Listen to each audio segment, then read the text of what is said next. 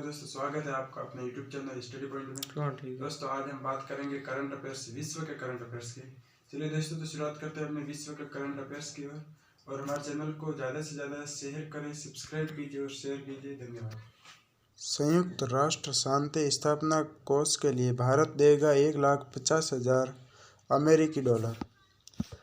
संयुक्त राष्ट्र में भारतीय राजदूत ने कहा है कि दुनिया के सबसे बड़े लोकतंत्र के रूप में भारत लोकतंत्र और कानून के शासन को मजबूत करने के लिए शासन संरचना के निर्माण को प्राथमिकता देने की आवश्यकता के प्रति जागरूक है। यूएनएससी में भारत का सीरियाई संघर्ष समाप्त करने में रचनात्मक एवं सार्थक भूमिका निभाने का दावा। तिरुमूर्ति ने कहा है कि भारत ने 8 साल बाद यूएनएससी में अपना नया कार्यक्रम शुरू किया है। यह बेहद निराशाजनक है कि सीरिया में जारी संकट का अभी भी कोई समाधान नहीं दिख रहा है।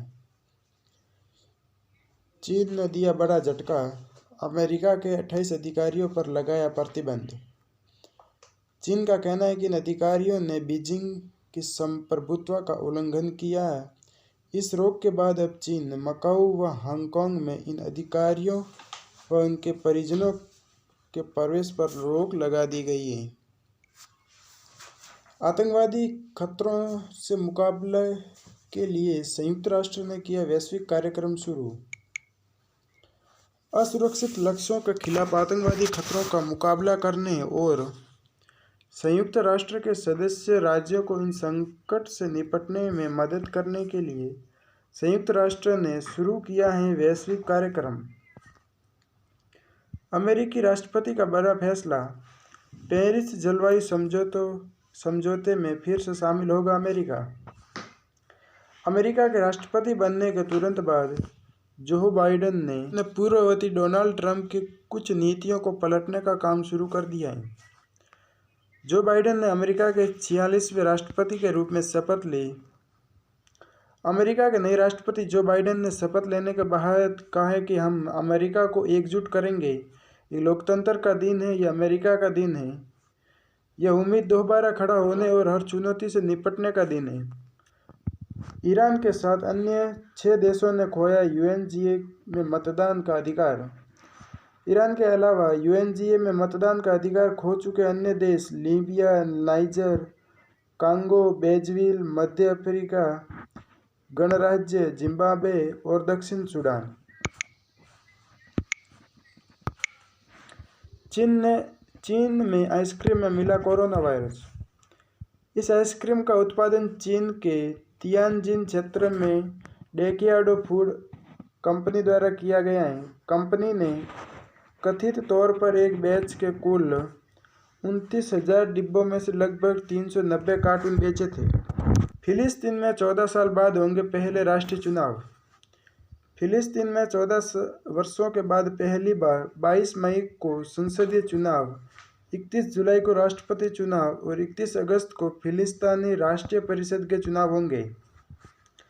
अमेरिकी आर्थिक ब्लैकलिस्ट में चीनी तेल दिग्गज कंपनी मिलिट्री एंड यूजर सूची में स्काई रीजन हुई शामिल।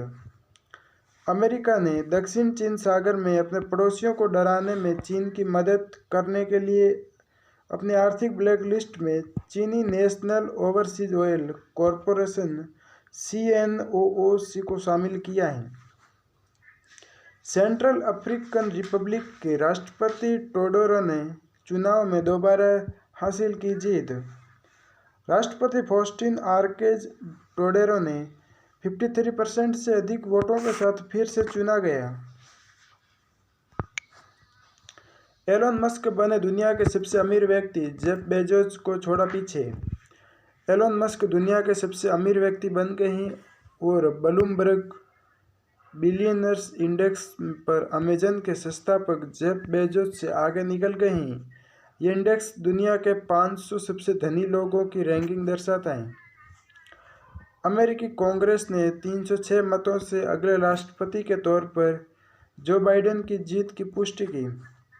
मौजूदा उपराष्ट्रपति माइक पेंस मतगणना की देखरेख कर रहे थे और उन्होंने अंतिम मतदान की घोषणा की, जिसमें से 306 मत जो बाइडेन के पक्ष में थे और 232 मत राष्ट्रपति डोनाल्ड ट्रंप के पक्ष में थे। ऑस्ट्रेलियाई सरकार ने स्वदेशी लोगों के सम्मान के लिए अपने राष्ट्रीय गान में किया संशोधन। राष्ट्रगान की पहली पंक्ति हम सभी ऑस्ट्रेलियाई आनंद मनाए क्योंकि हम युवा और स्वतंत्र हैं, अब एक और मुक्त के साथ समाप्त होगा। ब्रेक्जिट व्यापार समझौता यूरोपीय संघ के नेताओं ने किए EU के समझौते पर हस्ताक्षर। ब्रिटेन के प्रधानमंत्री बोरिस जॉनसन ने लंदन में इस समझौते पर हस्ताक्षर किए हैं। ब्रिटेन के प्रधानमंत्री बोरिस जॉनसन। अमेरिकी सरकार ने चांद पर पहले परमाणु रिएक्टर के लिए दी अपनी स्वीकृति। परमाणु रिएक्टर या विखंडन शक्ति प्रणाली चंद्रमा के साथ साथ मंगल ग्रह के लिए भविष्य में मानव अन्वेषण और रोबोट मशीनों को भी लाभान्वित करेगी। इजरायल में गिरी सरकार, मार्च 2021 में हो सकते हैं चुनाव। इजरायल के प्रधानमंत्री बेंजामिन नेतन्याहू और उनके गठबंधन सहयोगी और ब्लू एंड व्हाइट पार्टी के नेता बेनी गैंट्स ने अपनी 7 महीने पुरानी सरकार गिरने के लिए एक दूसरे को दोषी ठहराया है। जी हाँ दोस्तों, इजरायल के प्रधानमंत्री बेंजामिन नेतन्याहू हैं।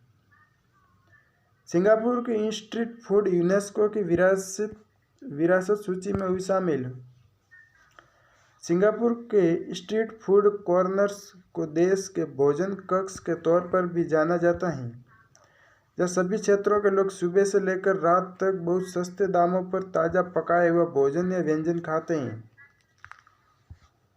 अमेरिका की स्पेस कोर्स को मिला नया नाम, अब कहलाएंगे गार्जियंस।